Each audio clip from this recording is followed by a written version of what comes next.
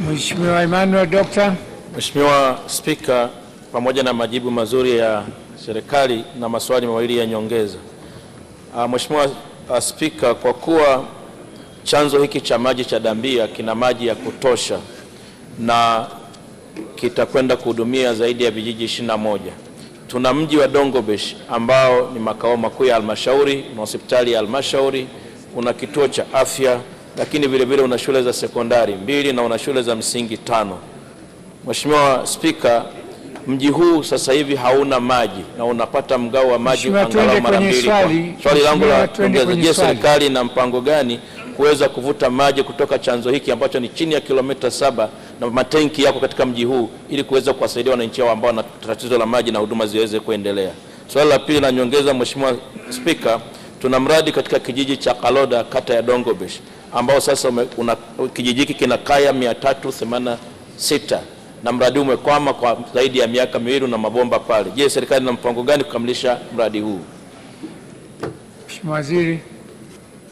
Mheshimiwa Spika, nimshukuru sana Dr. Emmanuel, mbunge wa Mbulu vijijini kama.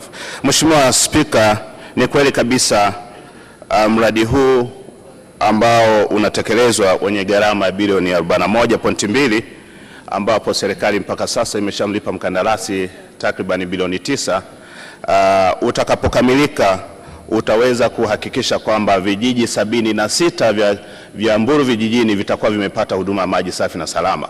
Lakini vile vile Mheshimiwa Spika, katika vijiji ambavyo vimebaki ndani ya nchi yetu, kati ya vijiji 12318 ni vijiji 1575 tu ambavyo vimeshabaki, ambapo miradi zaidi ya 3714 vyenye gharama ya trilioni 1.8 vimeshakamilika na miradi 878 inayoendelea yenye gharama ya trilioni 1.3. Nimhakikishie Mheshimiwa mbunge, katika miradi inayoendelea pamoja na huu ambao amesema kwamba unasuasua, tunaenda kuhakikisha mradi huu unakamilika na wananchi wake wa Mbulu vijijini wanapata huduma ya maji safi na salama. Mheshimiwa, tuendelee. Mheshimiwa Ana Richard Lupembe. Mheshimiwa Spika, asante kwa kunipa nafasi. Naomba swali langu namba 3.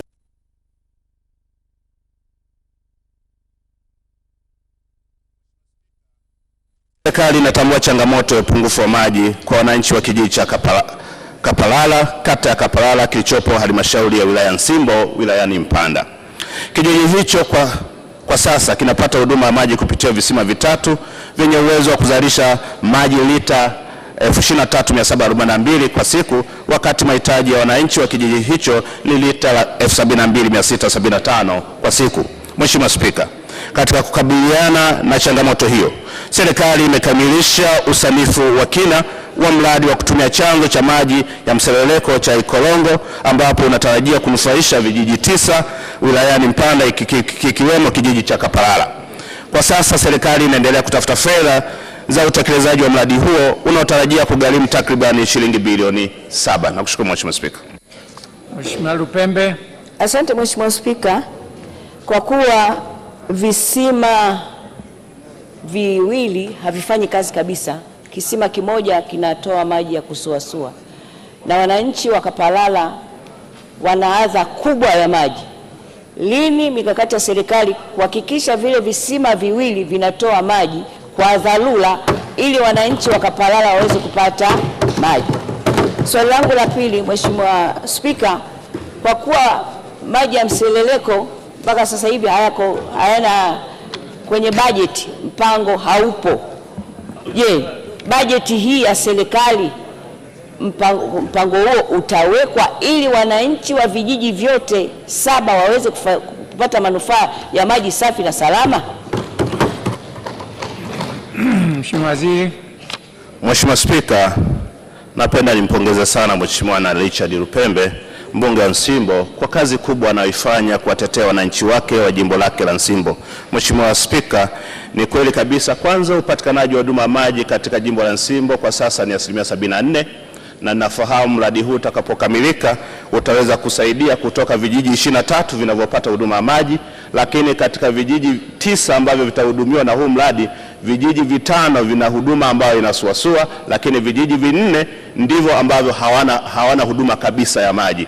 Lakini nimtoe hofu Mheshimiwa mbunge huu mradi tunaenda kuhakikisha kwamba unakamilika, lakini pia huu mradi wa Mseleleko tunaenda kuingiza kwenye bajeti ya fedha ya 26-27 ili kuhakikisha wananchi wake wanaendelea kupata huduma ya maji safi na salama. Asante Mheshimiwa Spika. Mheshimiwa, tunaendelea. Mheshimiwa Profesa Lazaro Ndalichako.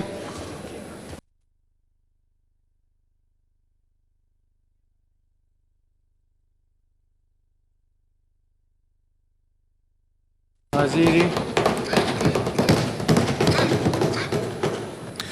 Mheshimiwa Spika, serikali imeanza utekelezaji wa mradi wa maji Mwanga B uliopo mji wa Kasulu mkoani Kigoma, ambapo hadi sasa mkandarasi ameshapeleka mabomba yote ya mradi yenye urefu wa jumla ya kilomita 52 eneo la mradi. Kazi nyingine zinazotarajiwa kutekelezwa katika mradi huo ni pamoja na kubadili mfumo wa nishati ya umeme wa jua kwenda umeme wa gridi kwa ajili ya uzalishaji wa maji sambamba na ujenzi wa chemba za ukaguzi wa mitambo ya mabomba. Mheshimiwa Spika, serikali inahakikisha inapeleka fedha za utekelezaji wa mradi huo ili uweze kukamilika na kuanza kutoa huduma ili kusudiwa kwa wananchi waishio katika mitaa 6 ya Mwanga B, Mganza, Msambara, Nyachidima, Kimombwa na Kigondo. Asante Mheshimiwa Spika. Mheshimiwa Ndalichako, Profesa. Asante sana, nashukuru serikali kwa majibu mazuri, na pia naomba nitumie nafasi hii kuishukuru kwa dhati Wizara ya Maji kwa namna ambavyo inafuatilia miradi katika jimbo langu, kwa sababu kule hali bado ni tete. Mheshimiwa Spika, swali langu la nyongeza, kwa kuwa mabomba hayo ambayo Mheshimiwa Naibu Waziri ameyazungumza yenye urefu wa kilomita 52 yalipokelewa tangu mwezi Mei 2025, je, ni lini hasa sasa serikali itaendelea na utekelezaji wa awamu zinazofuata ili wananchi hao wa Mwanga, Nyachijima, Kabanga, Nyarumanga, Kimobwa pamoja na Kidiama waweze kunufaika kwa sababu wanapata adha kubwa ya maji? Asante sana Mheshimiwa Spika. Mheshimiwa Waziri. Mheshimiwa Spika, nimpongeze sana Mheshimiwa Profesa Joyce Lazaro Ndalichako, mbunge wa Kasulu mjini, kwa kazi kubwa ambayo anatupatia ushirikiano mzuri sana tunapofanya ziara katika jimbo lake. Mheshimiwa Spika, nitumie bunge lako tukufu kuhakikishia wananchi kutoka mitaa hii 6, Mwanga B, Mganza, Msambara, Nyachidima, Kimombwa na Kigondo, mradi huu wenye gharama ya bilioni 2.9 ambapo tayari mabomba yameshafikishwa eneo la utekelezaji, na kuhakikishia serikali imejipanga kupeleka fedha kwa ajili ya kwenda kumalizia mradi huu ili wananchi wa mitaa hii waweze kupata huduma ya maji safi salama, sambamba na kuongeza upatikanaji wa maji ambao kwa sasa kwa Kasulu mjini ni 71%, na sambamba na mradi wa miji 28 ambao unaendelea Kasulu pale utafikisha huduma ya maji kufikia 95%. Nakushukuru sana Mheshimiwa Spika. Mheshimiwa Kangi Ligora.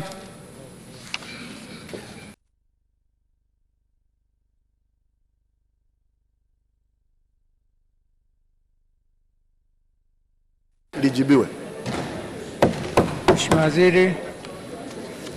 Mheshimiwa Spika, serikali imekamilisha upembuzi yakinifu na usanifu wa kina wa mradi wa kutoa maji Ziwa Victoria kwenda vijiji 30 vya jimbo la Mwibara wilayani Bunda. Miongoni mwa kazi zinazotarajiwa kutekelezwa kupitia mradi huo ni pamoja na ujenzi wa dakio yani intake na mtambo wa kutibu maji treatment plant wenye kuzalisha lita milioni 35.7, ujenzi wa nyumba ya mitambo booster station, ujenzi wa matenki 10 yenye jumla ya ujazo wa lita milioni 19.3, urazaji wa mtandao wa bomba zaidi ya umbali wa kilomita 500, ujenzi wa mbauti 30 za kunyoshea mifugo, ujenzi wa vituo 124 vya kuchotea maji sanjari na maunganisho ya wateja 5000 wa majumbani. Mheshimiwa Spika, kwa sasa serikali inaendelea kutafuta fedha za kuanza utekelezaji wa mradi huo unaotarajiwa kugharimu shilingi bilioni 94 ambapo utanufaisha zaidi ya wananchi 200,000 wa jimbo la Mwibara. Mheshimiwa Ligora. Mheshimiwa Spika, kwanza nishukuru serikali ya Mama Samia kwa kuona umuhimu wa kuwapa maji wana Mwibara wapatao 200,000. Sasa kwa kuwa usanifu ulishakamilika zaidi ya miaka 3 sasa na kwa sababu usanifu ni chanzo cha kujenga matumaini kwa wananchi kupata maji, kwa nini sasa serikali baada ya kuona utafutaji wa fedha kwa wafadhili unachukua muda mrefu, kwa nini wasitenge bajeti kwenye fedha za serikali ili waanze kujenga mradi huo awamu kwa awamu ili matumaini waliojenga kwa Mwibara yasije yakapotea? La pili, kwa kuwa mradi huu umechelewa na wananchi wa mji wa Kibara ambapo ni makao makuu ya halmashauri ya wilaya ya Bunda vijijini, ni mradi ambao una changamoto nyingi, mabomba kupasuka, wakati mwingine mitambo haiwaki. Je, uko tayari baada ya bunge hili tukufu litakapoahirishwa kuja Mwibara na ikiwezekana kwenda na mimi mguu kwa mguu ili ukajionee changamoto za mradi huu ili wananchi wapate maji? Asante Mheshimiwa Spika. Mheshimiwa Waziri. Mheshimiwa Spika, napenda kujibu swali la nyongeza la Mheshimiwa Kangi Alfaxat Lugora, mbunge wa jimbo la Mwibara kama ifuatavyo. Mheshimiwa Spika, nianze na swali la pili.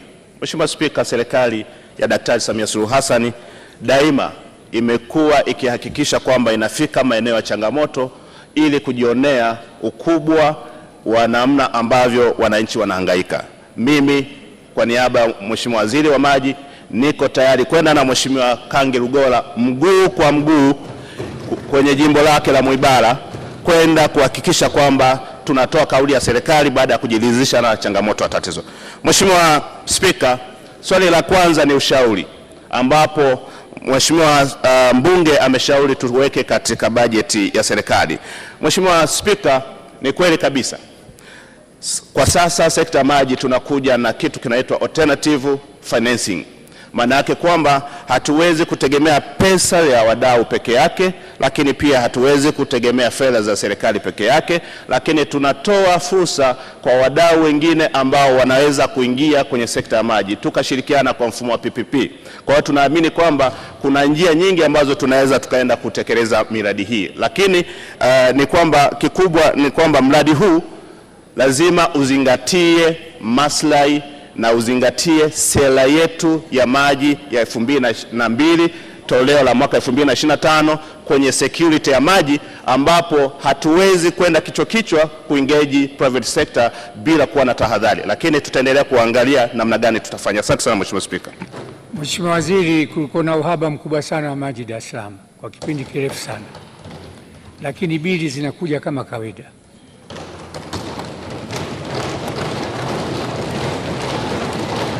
Shida ni nini? Kalifanyie kazi. Mheshimiwa, tuendelea. Wizara ya Maendeleo ya Jamii na Jinsia, Mheshimiwa Tarimba.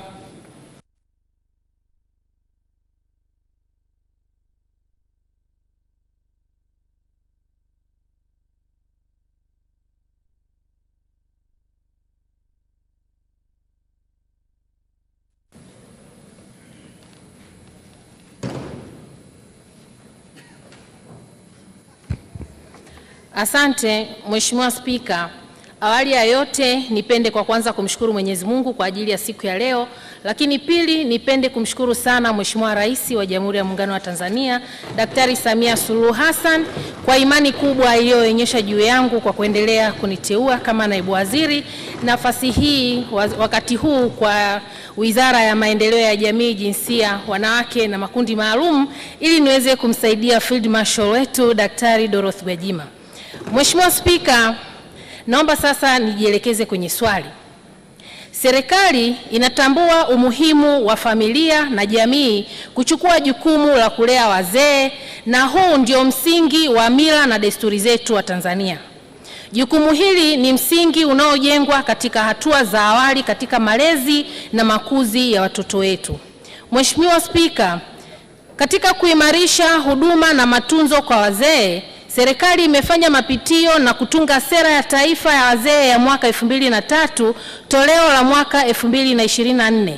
Sera hiyo inatoa wajibu kwa familia na jamii kusimamia matunzo ya wazazi.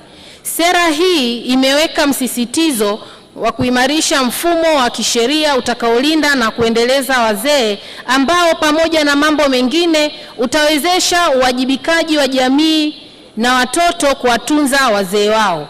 Kwa sasa serikali ipo kwenye hatua za kuwashirikisha wadau ili kutoa maoni juu ya umuhimu na masuala muhimu ya kuzingatiwa katika sheria hiyo. Mheshimiwa Spika, nipende kutoa wito kwa wazazi kuwekeza kwenye malezi ya watoto na sio matunzo peke yake, kwani inaendeleza ukaribu na muunganiko imara kati ya wazazi na watoto. Mzazi anapobeba jukumu la malezi na matunzo kwa watoto wake kikamilifu, hujenga msingi imara kwa mtoto kumhudumia mzazi wake anapozeeka. Mheshimiwa Tarimba.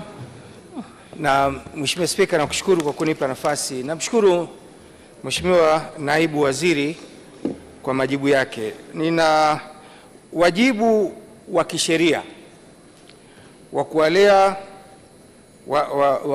wazazi, kwa maana ya wazazi wasio na uwezo. Katika nchi nyingine wanaita filial responsibility laws. Maana yake ni kwamba hizi sheria si ngeni. Je, serikali haioni haja ya kwenda kupata uzoefu kwenye nchi ambazo zinazo sheria kama hizi kuzileta nchini kuweza kutumika kwa minajili ya kuweza kusaidia wazazi wetu? Kwenye swali. Swali la pili, sioni kama kuna mizania. Zipo sheria zinazolazimisha wazazi kulea watoto wao, lakini hakuna sheria zinazolazimisha watoto kuwalea wazazi. Mheshimiwa Spika, naomba nimuulize waziri, haoni kwamba kuna uharaka sasa wa kuleta hiyo sheria bungeni ili tuweze tukaijadili? Nakushukuru sana. Waziri.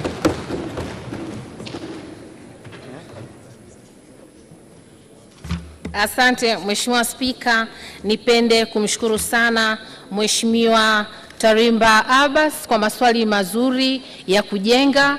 Kama nilivyoweza kujielekeza kwenye jibu langu la msingi, nianze kujibu hapa umuhimu wa kwenda kujifunza. Tuko tayari na tunafanya hivyo.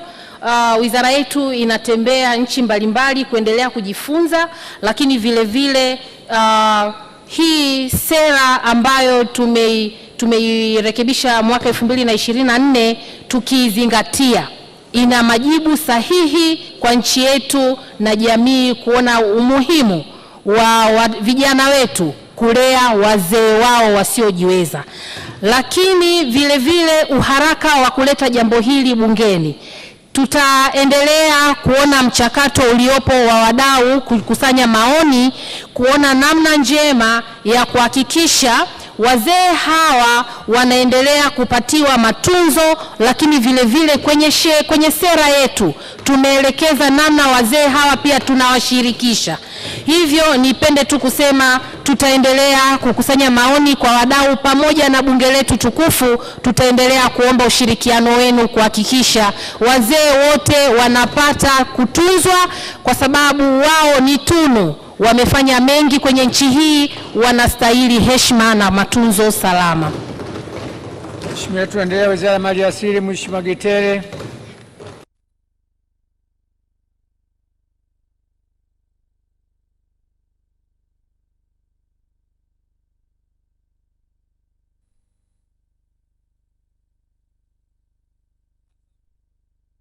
Mheshimiwa Spika, kwa mwaka wa fedha 2024-2025 wizara ililipa kifuta jasho na machozi jumla ya shilingi milioni 312,360,000 kwa wananchi 1115 wa halmashauri ya wilaya ya Bunda.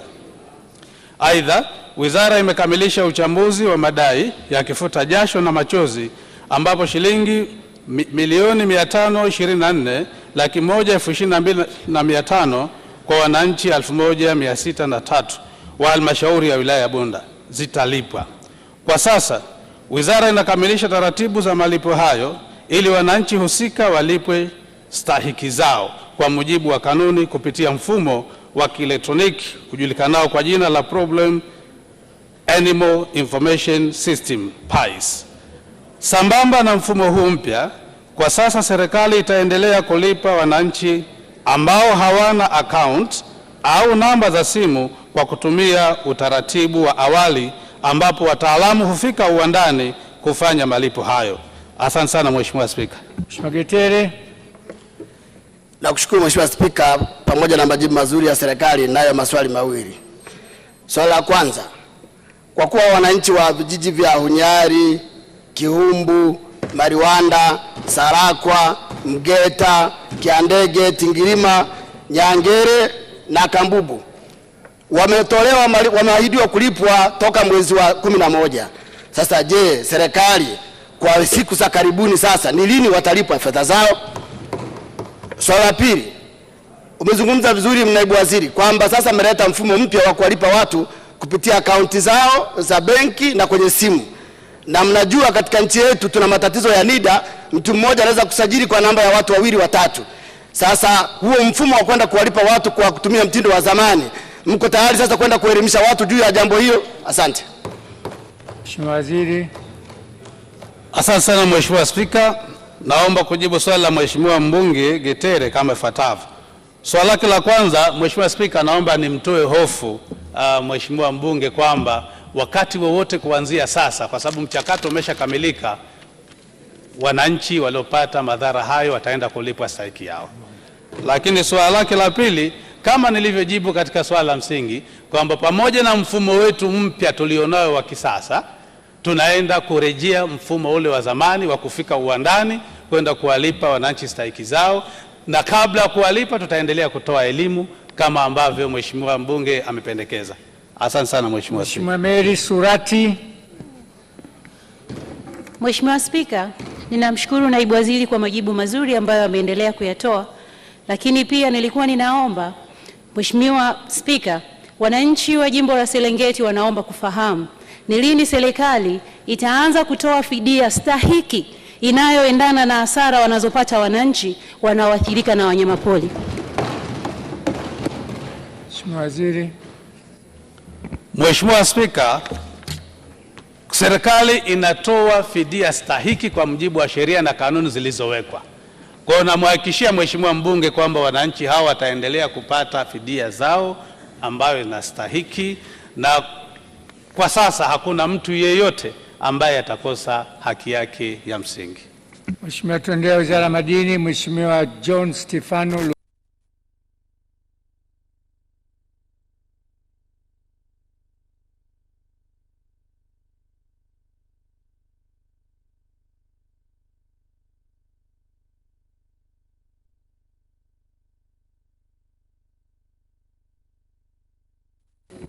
Mheshimiwa Spika,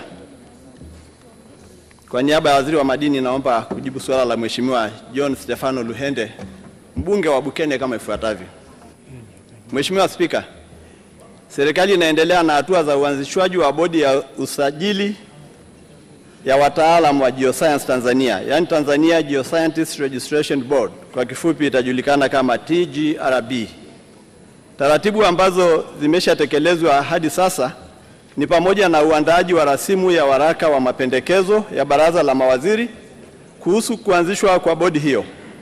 Kwa sasa Wizara ya Madini ipo katika hatua ya ukusanyaji wa maoni na mapendekezo kutoka kwa wadau kuhusu masuala mbalimbali, likiwemo suala la kuainishwa kwa vyanzo vya mapato vitakavyohakikisha bodi pendekezwa inaweza kujiendesha.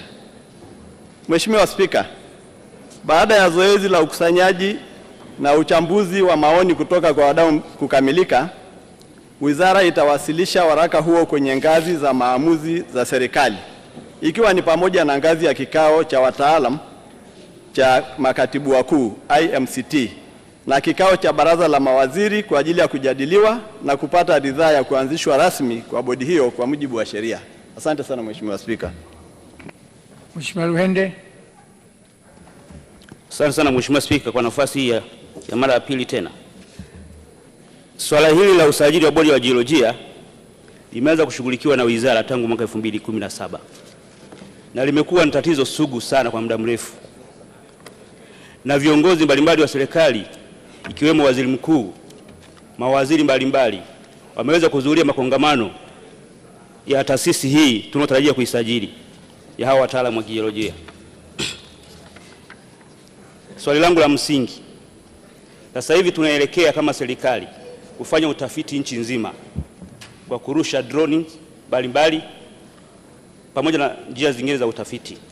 Sasa serikali imejipangaje kuhakikisha katika utafiti huo hatupati data za uongo, kwa kuwa tunaenda kwenye utafiti tukiwa hatuna bodi ya wajiolojia ya kusimamia ubora wa taarifa hizo za kijiolojia. Tuende kwenye swali. Swali la pili, kumekuwa na vishoka wengi sana mtaani, wanaendelea kutapeli wachimbaji wadogo wakijiita wao ni wataalamu wa kijiolojia. Serikali imejipangaje kudhibiti hili tatizo? Kwa sababu tuko tuendelea na shughuli za madini, lakini hatuna bodi ambayo inasaidia kuondoa hili tatizo. Waziri. Mheshimiwa Spika, kwanza nimpongeze sana Mheshimiwa Luhende, mbunge wa Bukene, kwa sababu ya maswali yake haya kuhusu hii bodi ambayo imesubiriwa kwa muda mrefu. Lakini pili, nitambue kwamba katika jimbo lake la Bukene ni moja ya maeneo yetu ya madini ya dhahabu inapatikana pia huko kwa wingi. Mheshimiwa Spika, swala la ubora wa data inayotafutwa katika tafiti zinazoendeshwa na taifa hili kwa maelekezo ya Mama Samia zinasimamiwa kwa makini mkubwa sana. Naomba kuwajulisha wabunge na bunge lako tukufu kwamba kati ya taasisi zilizo chini ya Wizara ya Madini kongwe na yenye uzoefu wa hali ya juu na wataalamu wanaojitosheleza ni Taasisi ya Jiolojia na Utafiti wa Madini Tanzania, julikanayo kama GST. GST imeanzishwa mwaka 1925, ina miaka 101 sasa, na ndiye msimamizi mkuu wa tafiti hizi zinazokwenda kufanyika. Hata hivyo, katika tafiti yoyote kubwa inayokwenda kufanyika na inayofanyika, kuna kuweko na mshauri mwelekezi mtaalam anayetoka katika kampuni ya kimataifa yenye uzoefu, ambaye ndiye anayefanya kazi mbili za muhimu sana. Kazi ya kwanza, anafanya kitu kinachoitwa quality assurance, kuhakikisha kwamba data inayokusanywa ina vigezo vyote vya ubora unaotakiwa. Lakini pia anafanya quality control, kuhakikisha kwamba data inayokusanywa imesimamiwa itoe majibu yanayotarajiwa. Isitoshe, katika kuhakiki hiyo data na kuikamilisha, taasisi ya GST ndiye custodian, ndiye anayetunza data zote kwa ajili ya walaji, wawekezaji wakubwa, wawekezaji wadogo. Lakini katika ile suala lake la pili la vishoka, naomba tena niseme hapa kwamba GST pamoja na STAMICO ambaye ndio mlezi mkuu wa wachimbaji wadogo ambao ndio wanaoumizwa sana na hawa vishoka, wana mandate na jukumu la kuwasimamia wachimbaji wadogo, na nitoe wito kwamba wasiwatumie wanajiolojia ambao hawajahakikiwa na GST kwa sasa, wakati ambapo hatuna bodi. Kazi ya GST ni kutoa ushauri, ni kusaidia kupima sampuli, na pia ina wataalamu wanaoweza kutumiwa. Kwa hiyo unapomchukua ambaye sio wa serikali, pitia GST, uliza kama huyu mtu anafaa. Mwisho kabisa, Mheshimiwa Spika, kwa sababu hili swala lake ni la muhimu sana, naomba tu nitoe wito kwamba kwa kuwa bado bodi hii haijasajiliwa, na sisi pia tuko nyuma yao kuwasukuma wasajiliwe. Bodi hii itakaposajiliwa, kazi yao sio kuhakiki data wala ubora wa data. Kazi yao ni kuwadhibiti wa geosayansi ambao wamesajiliwa na hiyo bodi. Wanapokwenda kufanya kazi yao wawe na sifa, na Watanzania watakwenda kuwatumia hao sasa katika tafiti zao. Wakishasajiliwa hii bodi, usimchukue mtu ambaye hajasajiliwa na bodi hii ambayo inakwenda kuanzishwa siku za karibuni. Mheshimiwa Spika, asante sana.